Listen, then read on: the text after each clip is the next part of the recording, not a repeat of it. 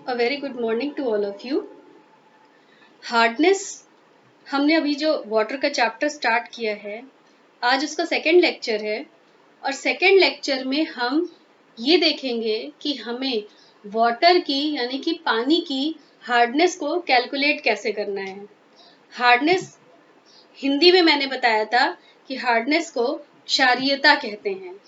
तो इस क्षारीयता को हम कैसे निकालेंगे पानी में, ये हमको देखना है। तो उसको शुरू करने के पहले मैं कुछ पॉइंट्स क्लियर करना चाहती हूँ।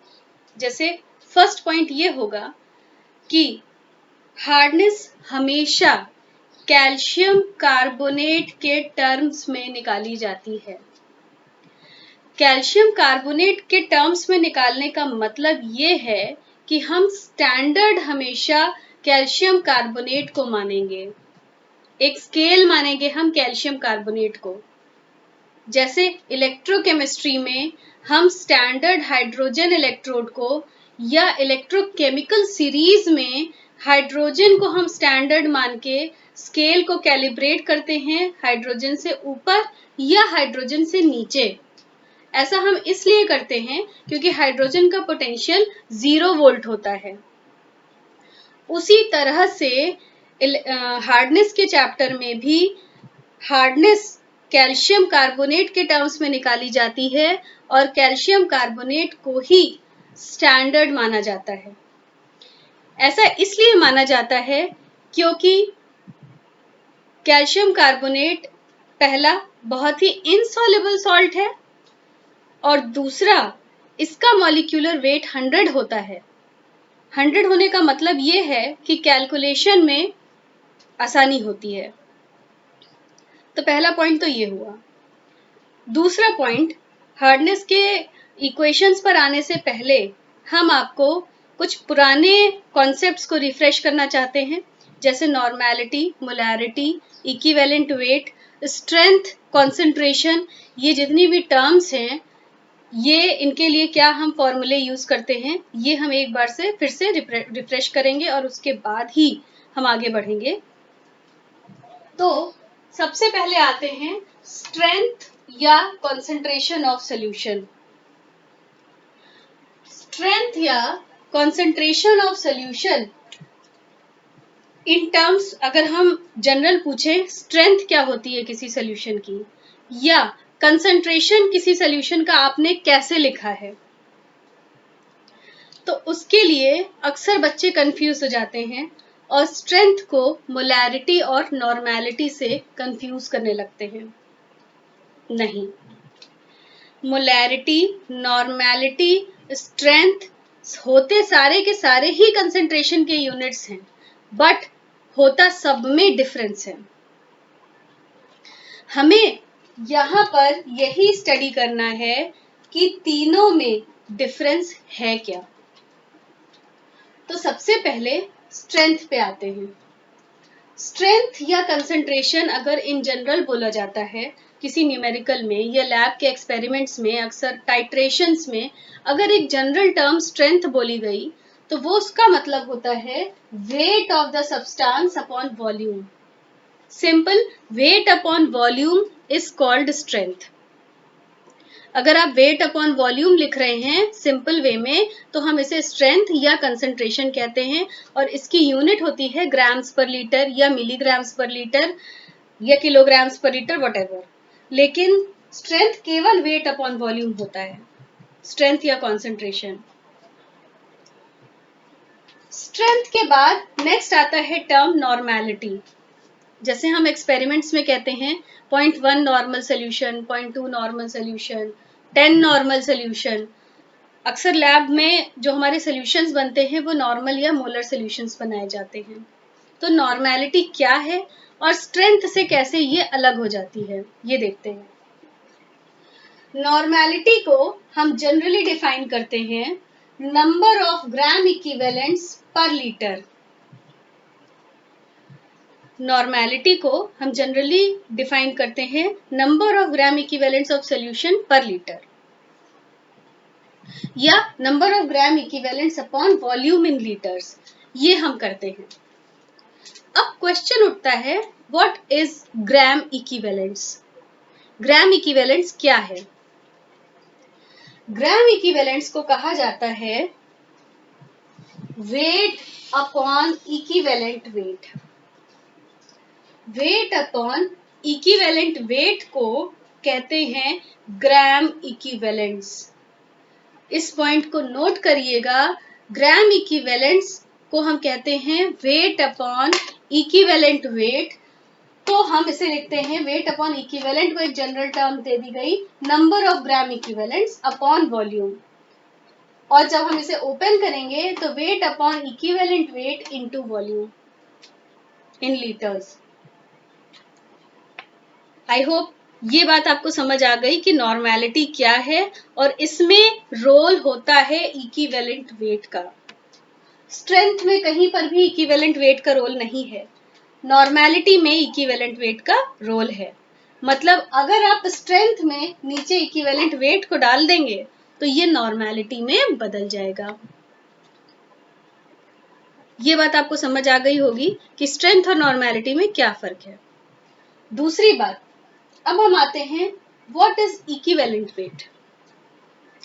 इक्विवेलेंट वेट को बताने के बहुत सारे तरीके हैं, मगर यहाँ पर यह मेजॉरिटी ऑफ द केसेस में जो जनरल तरीका है इक्विवेलेंट वेट को कैलकुलेट करने का, वो होता है मॉलिक्यूलर वेट अपॉन चार्ज या ऑक्सीडेशन स्टेट।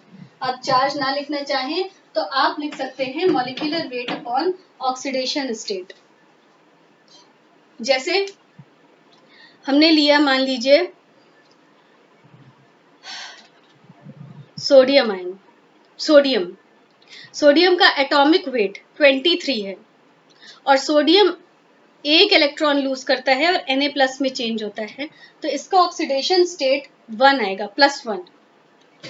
अब क्योंकि सोडियम एक एटम है तो एटॉमिक वेट यहाँ पर आ जाएगा। मतलब it can be atomic weight और it can be molecular weight, दोनों में से कुछ भी हो सकता है। तो सोडियम का अगर एटॉमिक वेट 23 है और ऑक्सीडेशन स्टेट 1 है तो इसका इक्विवेलेंट वेट भी 23 ही होगा। एग्जाम्पल हम ले लेते हैं मॉलिक्यूलर वेट के केस में calcium carbonate itself. Calcium carbonate का मॉलिक्यूलर वेट 100 है और कैल्शियम कार्बोनेट जब आयनाइज होता है तो Ca2+ प्लस CO3 2- देता है। यहाँ देखिए ध्यान से, कैल्शियम कार्बोनेट जब आयनाइज होगा तो ये हमें देगा Ca2+ प्लस CO3 2-। इसका मतलब हमें इसमें ऑक्सीडेशन स्टेट जो मिल रही है वो 2 मिल रही है, या चार्ज जो मिल रहा है वो 2 मिल रहा है और इसका मॉलिक्यूलर वेट होता है 100। तो इन दैट केस अगर आपको इक्विवेलेंट वेट निकालना है कैल्शियम कार्बोनेट का तो ये हो जाएगा 100/2 = 50। इस पॉइंट को ध्यान में रखिएगा, इसका रोल अभी पूरे के पूरे चैप्टर में आने वाला है। नेक्स्ट आते हैं मोलैरिटी पर। मोलैरिटी में बिल्कुल वैसा ही जैसे नॉर्मेलिटी का है। Molarity is number of moles per litre. Number of moles per litre, या हम लिख सकते हैं इसे number of moles upon volume in litres. अब क्वेश्चन है what is number of moles. Number of moles को हम कहते हैं वेट अपॉन मॉलिक्यूलर वेट। ध्यान से देखिए, नॉर्मेलिटी था weight upon equivalent weight into volume, molarity है weight upon molecular weight into volume.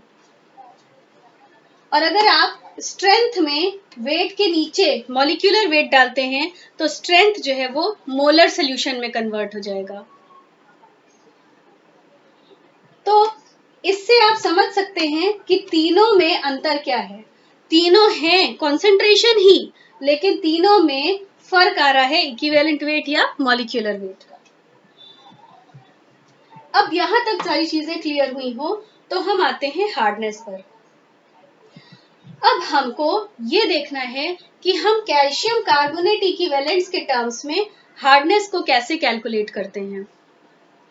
और इसके लिए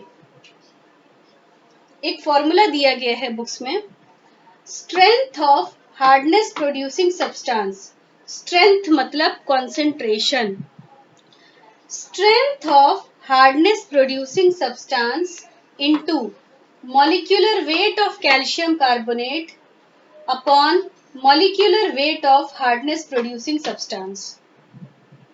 I repeat, hardness in terms of calcium carbonate को कैलकुलेट करने के लिए फॉर्मूला दिया है strength of hardness producing substance into molecular weight of calcium carbonate upon molecular weight of hardness producing substance. ध्यान से देखिएगा, यहां पर strength अपॉन मॉलिक्यूलर वेट, जो मैंने आपसे यहां बोला था कि अगर हम वेट अपॉन मॉलिक्यूलर वेट कर देते हैं तो ये फैक्टर मोलैरिटी में चेंज हो जाएगा। ये पूरा फैक्टर स्ट्रेंथ है, वेट अपॉन वॉल्यूम, और इसके नीचे मॉलिक्यूलर वेट हम डाल देंगे तो ये मोलैरिटी में कन्वर्ट हो जाएगा। ट्राई टू थिंक, अगर हम स्ट्रेंथ के नीचे मॉलिक्यूलर वेट को डाल देंगे तो ये मोलैरिटी में कन्वर्ट हो जाएगा। तो स्ट्रेंथ, ये मॉलिक्यूलर वेट हम यहां लिखने के बजाय यहां शिफ्ट कर देते हैं। यहां शिफ्ट कर दिया तो ये strength upon molecular weight of hardness producing substance हो गया into molecular weight of calcium carbonate हो गया। I hope it's clear.